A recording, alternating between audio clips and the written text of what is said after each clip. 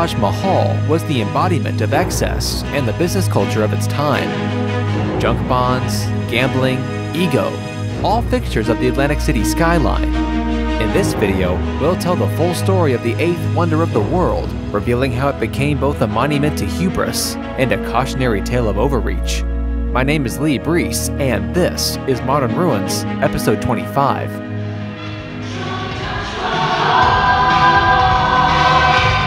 One step beyond your wildest dreams. There's $1 billion dream come true. The utterly fantastic Trump Taj Mahal Casino Resort, where every day is a holiday and every night is New Year's Eve. So take a magic ride at the eighth wonder of the world, the Trump Taj Mahal Casino Resort in Atlantic City. You've got to be there to be. Before we jump to Atlantic City, let's quickly cover some background on the Trump Organization. Donald Trump's grandparents emigrated from Germany to Queens in 1907. His grandfather, Frederick Trump, initially tried his luck in Seattle and the Klondike Gold Rush before returning to Germany, where he met his wife Elizabeth. Frederick died in 1918 during the Spanish flu pandemic, leaving Elizabeth to oversee the completion of his unfinished properties. She hired contractors to finish the projects and profited both from their sale and the mortgages she offered to buyers using her late husband's estate. Her middle child, also named Fred, began working on homes at a young age, helping his mother build homes full-time after graduating high school, and the two formally incorporated. Fred would continue scaling the home production business until the Great Depression, during which his company ceased operations. Instead, Fred was able to obtain financing to construct a supermarket in the Woodhaven neighborhood in Queens, selling it after it opened and returned to residential real estate. He then bought a mortgage servicer, which would give him early access to homes nearing foreclosure. He would quickly acquire the title to the properties and then sell them for market value, turning a profit, and used the funds to build more single-family homes, and had now expanded to Brooklyn. After World War II, he decided to begin developing apartment complexes, quickly scaling to thousands of units in each building. It was around this time that his son, Donald John Trump, was born, the fourth of his 5 children and a second son. For a variety of reasons, his eldest son, Fred Jr., didn't want to work in the family real estate business, and so after graduating from the University of Pennsylvania in 1968, Donald joined the family business, which at this point had no formal name. By the early 1970s, Fred made Donald the president and himself chairman of the board. Donald then started calling the company the Trump Organization and shifted the company's focus again, this time to hotels and other forms of commercial real estate in Manhattan. By this point, Fred Trump was already well known in New York and had been recognized for his business prowess. His financial and political connections enabled him to move swiftly and work effectively as a real estate developer. And ultimately, it was decades of crafting the Trump name and creating these political connections that enabled his son to quickly make a name for himself in Manhattan despite little real estate experience of his own. Donald started off by renovating the Commodore Hotel in partnership with Hyatt, which reopened as the Grand Hyatt New York in 1980, and he then immediately began working on the property he's most known for today, Trump Tower, which opened in 1983 when he was only 37 years old. He followed up Trump Tower with Trump Plaza in 1984, another commercial and residential skyscraper, before converting the Barbizon Plaza Hotel that bordered Central Park into condominiums in 1986, and doing the same with the tower next to it, named Trump Park and Trump Park East respectively. In just a few short years, Donald Trump had proven that he could complete large projects and also be a visionary. Having seemingly mastered real estate development in New York, he decided to look where there was new opportunity on the horizon, and somewhere else he could brandish the Trump name. Starting at the midpoint of the 20th century, cities all over the country, but particularly the East Coast, began gradual declines marked by increases in poverty, crime, corruption, and mass migration. One of New Jersey's long-standing tourist attractions, a barrier island resort town known as Atlantic City, wasn't immune and suffered arguably worse than most. The city's regression spurred political efforts to legalize gambling to attract new industry, leading New Jersey residents to approve it exclusively for Atlantic City, hoping to spark a revival. Sure enough, development would come, but there would be more downfalls than triumphs, as gambling required annual license renewals with the New Jersey Casino Control Commission, and given the mob's history in Atlantic City, Casino owners had to prove to the commission that they were model citizens in order to obtain or renew a license, and no way involved in organized crime. As a result, you really had to be someone with no prior experience in the casino industry to get approved, as seemingly all the current players either had long histories of working with criminal bosses or had said hello to one on the street at some point, both equally disqualifying. That's what made Donald Trump so immensely popular in Atlantic City, as he had built up the reputation of being one of the country's greatest developers, yet had never built a project related to gambling. As a young, fresh face in the industry, he sparked excitement among residents when he announced his plan to build a resort and casino on the boardwalk, fueling hopes that his project would revive the city and boost local businesses. The New Jersey Casino Control Commission quickly approved a gambling license, and Trump gave Harrah's, a seasoned casino developer, 50% ownership stake in the project in exchange for providing the financing to construct his first Atlantic City casino. Harrah's at Trump Plaza opened in May 1984 with 614 rooms and a 60,000 square foot gambling hall. Early results proved poor, with the complex only showing around $144,000 in profit in the first 6 months, which led Harrah's to want out, and Trump bought out their stake for $70 million, removing their name from the property's title. Regardless of this clear lack of success, this was the 1980s, where businessmen could fuel their empires on junk bonds that didn't require due diligence by bankers or scrutiny by financial partners in order to obtain financing. And so Trump pressed on, with his sights set on dominating the casino industry in Atlantic City. His next development came by chance, as Baron Hilton was denied a gambling license despite being nearly finished with his hotel and casino. Hilton had failed to adequately prove his executives weren't connected to organized crime and had to list his project for sale, to which Trump swooped in, paying $325 million for the project, and within months opened it as Trump Castle. Not only did he want to grow his portfolio in Atlantic City, he wanted to dominate the city, and began to intimidate the competition by doing greenmailing, where an individual or organization buys enough of another company's shares to threaten a hostile takeover, and the company is forced to buy the shares back at a premium in a deal with the greenmailer to avoid being taken over.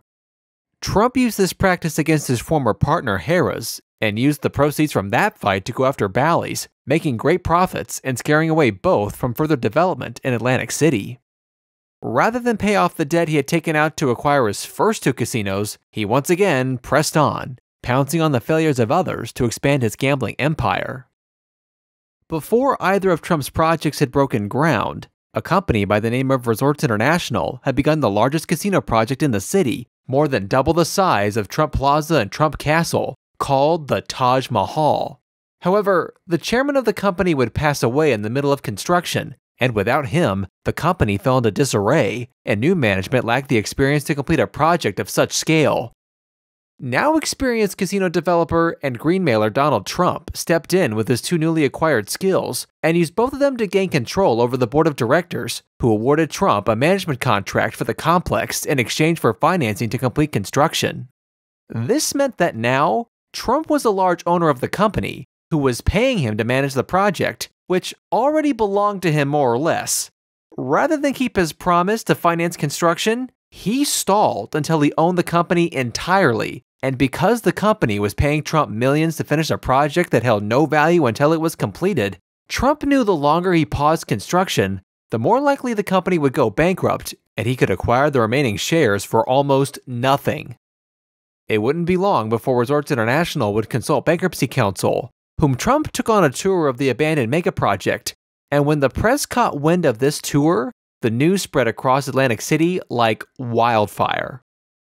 Despite having poor results with his first casinos and bullying others out of building their own, Trump had all the leverage he needed to convince the New Jersey Casino Control Commission to grant him another gambling license, because the alternative was to continue to let the city's tallest structure be a rotting building, and the commission couldn't force Trump to sell it. And ultimately, when the time to file bankruptcy came, Trump offered to buy up the remaining stock of Resorts International for $22 a share.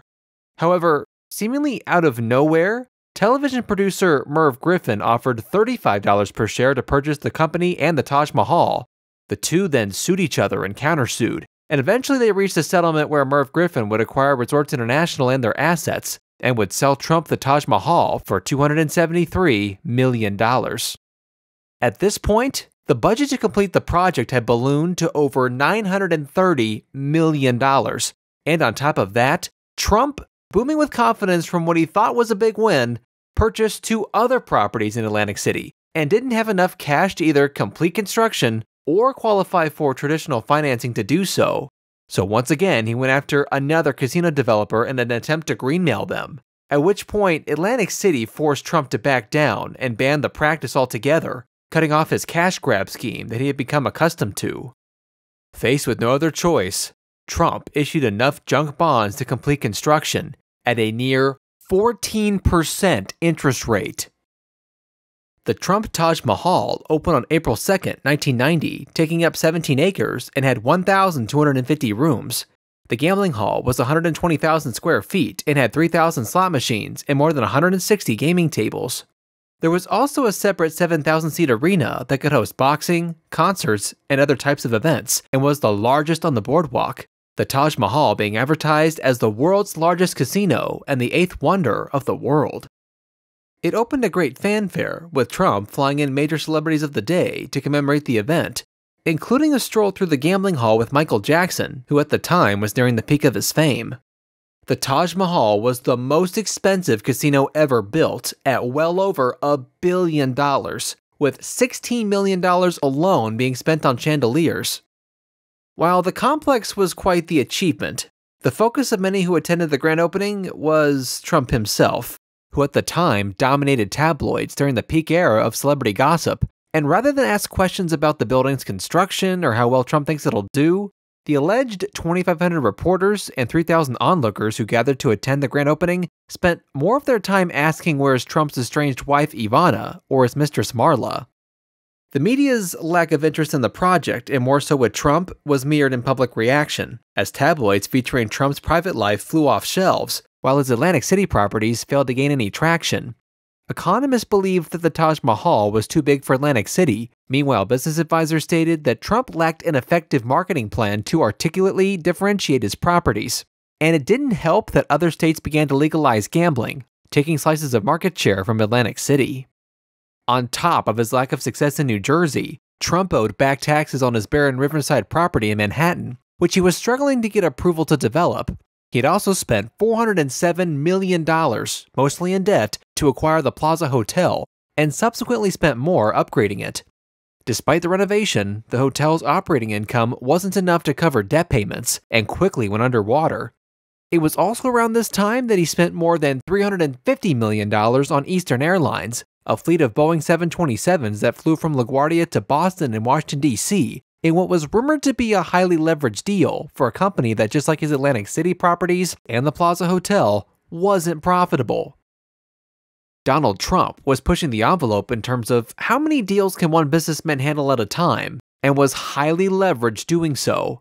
When one goes into as massive amount of debt like Trump was at this time, you have 2 options. 1, negotiate better terms with your lenders, or 2, increase the value of your assets, decreasing your leverage without restructuring your debt. Donald Trump had become heavily reliant on the Taj Mahal becoming the world's largest casino, surpassing even those in Las Vegas. However, economists were less optimistic about the continued growth of Atlantic City's tourism industry, growth that Trump desperately needed to cover the casino's debt payments and massive payroll. And unfortunately for Trump, the market went in the opposite direction. Within a year, the economy turned south in the early 1990s recession. Trump lost his ability to cover payments for the Taj Mahal after interest rates increased, and the property went into a prepackaged bankruptcy, where he would forfeit 50% of his ownership stake to the bondholders in exchange for lowering the interest rate on the junk bonds and elongating the terms. In negotiations with his bankers, it was determined that while Donald Trump didn't have the ability to cover his mounting debts, he had successfully built up a brand that created an allure for his properties and assets, and the banks reached the conclusion that Trump had become too big to fail. If they forced his properties into foreclosure or liquidation, they would lose the rights to the Trump name, and without this marketing power, all the banks could hope for was to liquidate each of the property's assets, as given the current environment, they were effectively worthless as unnamed casinos. so the decision was made for Trump to sell his airline shuttle that had evolved out of his purchase of Eastern Airlines and his personal yacht. The casinos would have their debt restructured similar to the Taj Mahal, and lastly, Donald Trump would be placed on a personal allowance of $450,000 per month and continue his role of chief promoter of his enterprise and executor of his personal brand. At this point, you might be wondering, how does Donald Trump stay rich despite being underwater on so many investments? The answer is the same as to how he built his empire in the first place. He's the deal maker, not the financier. Trump comes up with an idea, gets the necessary approvals, and finds someone else to fund it. When he swooped in to buy Trump Castle, for example, he didn't use a dime of his own money to buy it.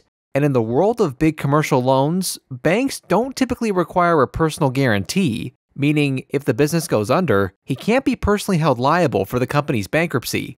On top of that, Trump was often just a minority owner in his casino ventures, further insulating himself from the financial fallout. Once the recession was over, the economy began to recover, signaling a shift into the next decade. Junk bonds had been the financing tool of choice for ego or idea-driven companies in the 1980s, and by the end of said decade, their popularity had run its course. In the 1990s, individual stock ownership gained popularity, and taking companies public became the new investing fad. In 1995, Trump successfully convinced his bankers to let him place Trump Plaza and a yet-to-be-complete casino in Gary, Indiana, in a corporation that he would publicly list on the New York Stock Exchange. The company was called Trump Hotels and Casino Resorts, but traded under the ticker symbol DJT. The company was technically a separate entity, but Trump still acted as its CEO. Within a year, the stock price doubled, and Trump used the company's equity to buy the Taj Mahal and Trump Castle at a combined valuation of over $1.5 billion, saving him from his debt problems. Meanwhile, the publicly traded company paid him millions of dollars per year for his services, and Trump received expense reimbursement for use of his jet and other personal assets for company use. Early earnings reports proved promising, but after a year, the stock crashed, falling 75% by the end of the decade. However, Trump had successfully transferred the liability of his debt from his personally owned corporations to the public company, freeing him from the previous agreements he had made with his banks. Trump Hotel and Casino Resorts would then pursue new casinos all over the country, including Detroit, Kansas City, California, and another in Atlantic City. However, questions over the company's finances or other hurdles stalled the projects from moving further, with the exception of Trump's World Fair in Atlantic City, a hotel which Trump already owned but later renovated and added a new casino. While Trump's New Jersey properties weren't faring well, others weren't doing any better. Nearby states had begun to legalize gambling, the most notable being Pennsylvania in 2004. No longer was there a need for consumers to make the hike to Atlantic City to satisfy their gambling needs, and none of Trump's properties or any other of the city's casinos had made serious attempts to diversify away from gambling, like Steve Wynn's Mirage and subsequent developments did in Las Vegas, by offering other entertainment options, a robust food scene, and a more holistic resort experience, and as a result, suffered when the competition arrived, as the Taj Mahal's only real attraction was its casino and arena.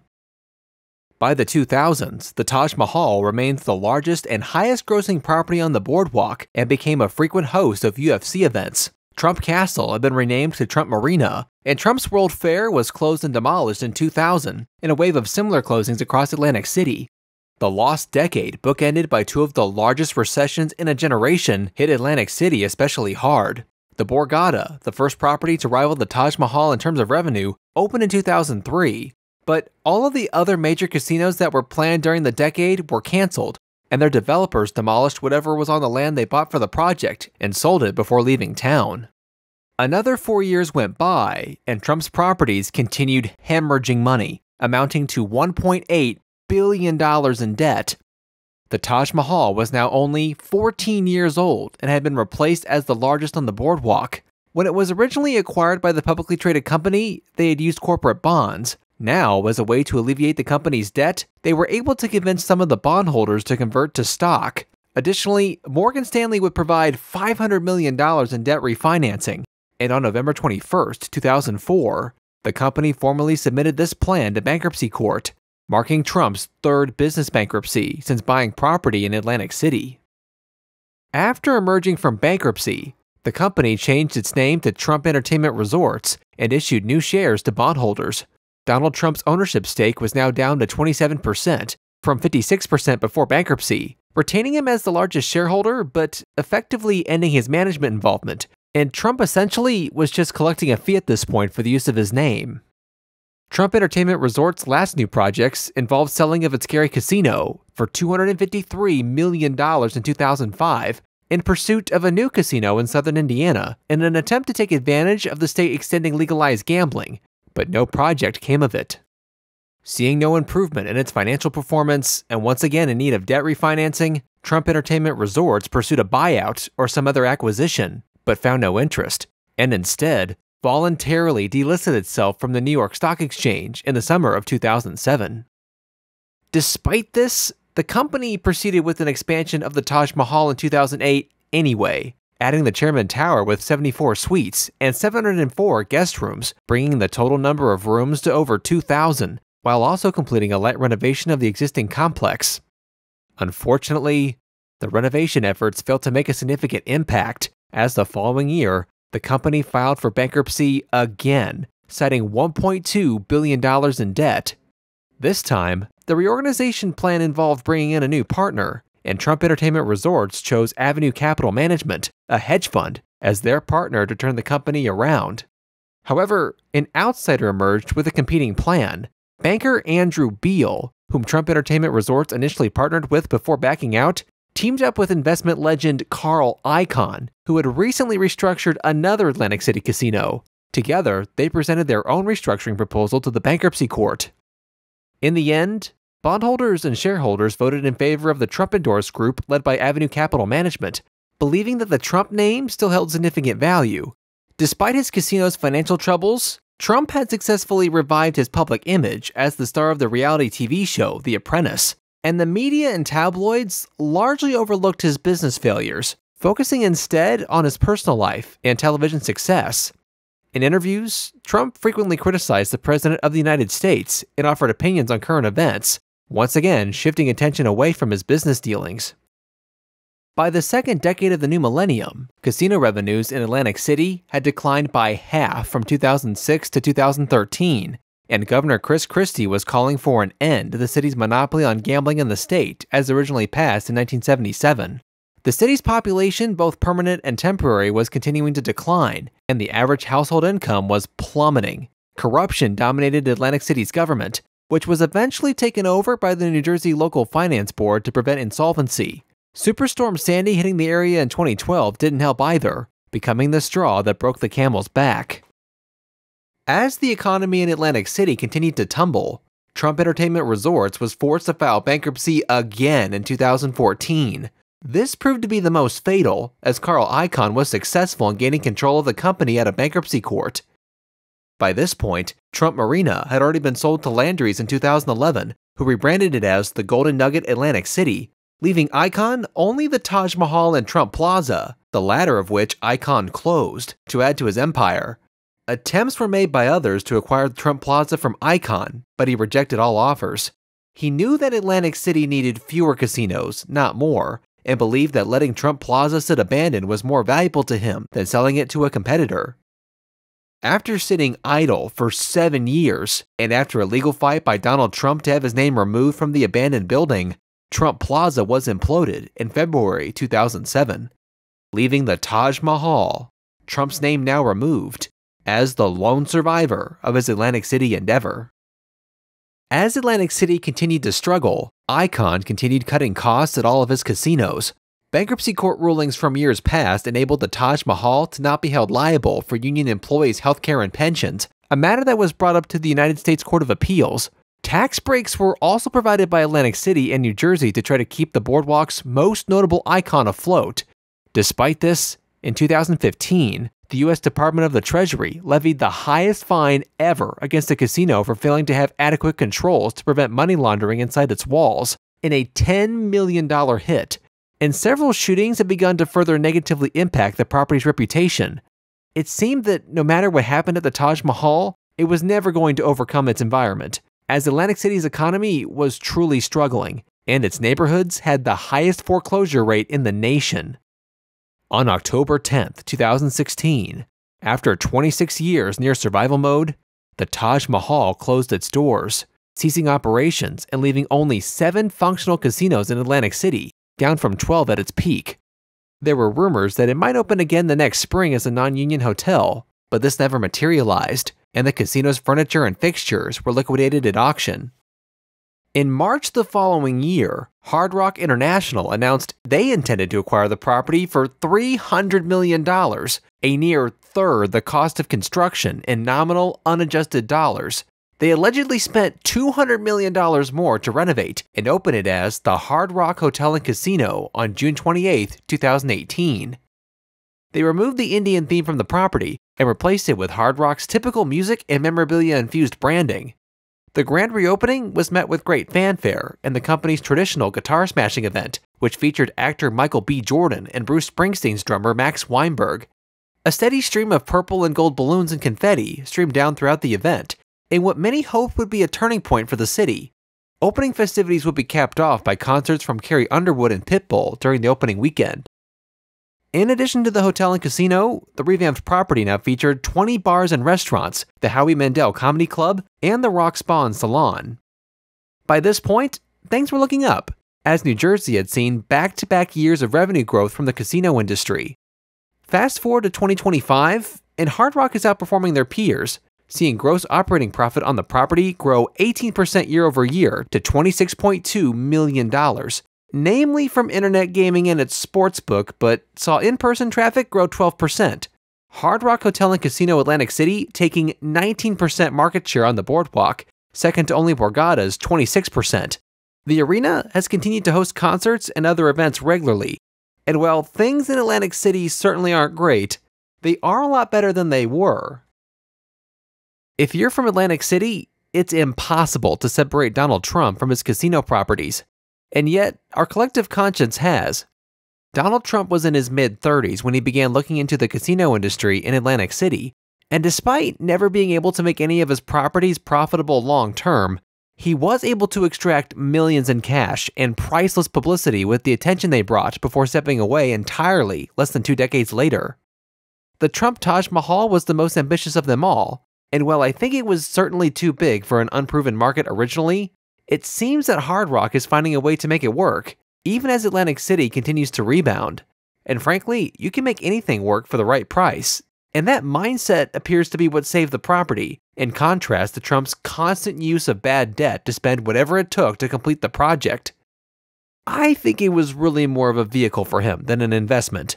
He wanted to use it to present himself as a bold, visionary developer who could achieve what others deemed impossible. The Taj Mahal was as much about building his personal brand as it was about creating a profitable venture, and once the excitement of it wore off, it really didn't matter to him anymore. I also think that it's important to remember that the New Jersey casinos were only one aspect of his empire, and while the bankruptcies were quite damaging, they only paint one part of the picture of Donald Trump's real estate career. It'll be curious to see how much longer the original Trump Taj Mahal building stands, and if Atlantic City can continue its upward trajectory. For now, its story stands as a message of ambition, excess, and the consequences of overreaching, serving as a cautionary tale about the fine line between visionary dreams and financial reality.